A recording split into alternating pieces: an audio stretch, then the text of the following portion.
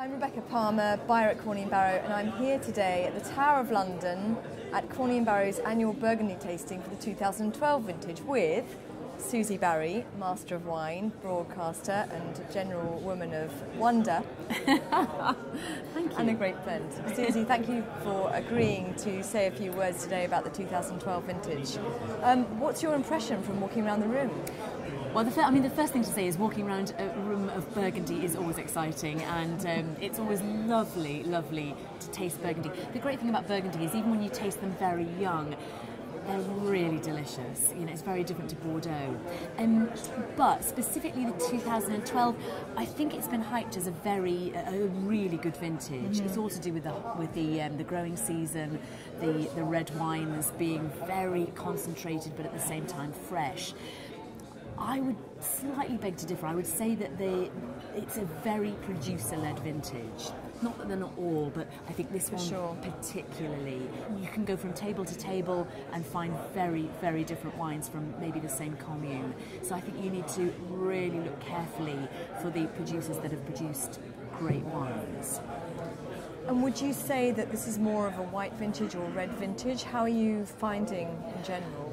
I think it's been hyped as more of a red vintage, and I would say that on the whole is true. When the red wines are good, they are sensational because they have that fabulous Burgundy fragrance and soft suppleness, but they're approachable as well. So what you're getting, and from a buyer's point of view, they're fantastic, the good ones, because you can drink them now or you can keep them because they've got structure as well. They're beautiful. The whites, you have to be really, really careful what you choose. Some of them don't have enough acidity, so they're not going to last, and they're not actually, therefore, that exciting now.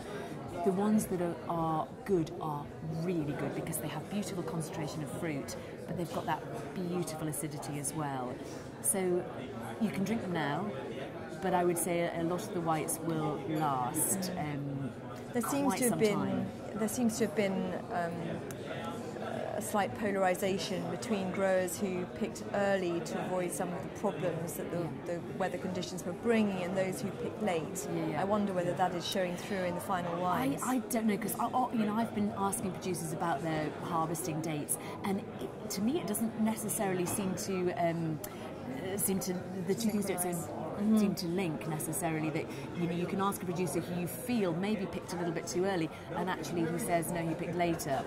I don't really know that that's made a huge difference. It may have done for certain people, but I personally haven't noticed it affecting the wines in such a strong way, really. Because I think also there was a bit of rain around harvest, so if they picked later and they had some rain, then maybe that slightly diluted the grapes anyway. So I'm not sure that that's borne out in the wines I've tasted. Yeah, there was definitely some challenging conditions, but a lot of producers that we're seeing here seem to have they've come up with great ones. And actually, one has to bear in mind, certainly as a buyer, 2013 is tiny and a really difficult vintage. Tell me that. I honestly think that 2012, that if 2013 had been enormous and a great vintage, 2012 maybe wouldn't be so sought after. Who knows? But I think it really will be, because you've had 4 small vintages, 10, 11, 12, 13, all small, 13 particularly, and there's so little wine around. So if you can find a great wine and you can manage to buy it, that's the other thing, if there's any quantity there, then go for it. Well, I think that's a great tip. Can we ask you for your favourites from the room? From the room, I was very happy when I was standing at Pierre Labbé's table.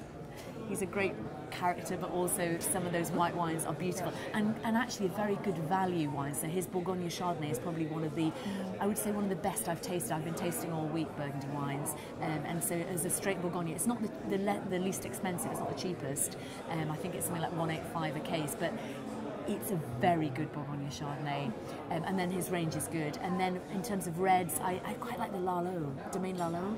They're kind of funky, gamey, Louis Saint-Georges, but really some grip. Proper. If you've got a big game casserole, those are lovely wines to drink. Wow, when am I coming to dinner? Soon, I hope. Susie, thank you very much for your time. Pleasure.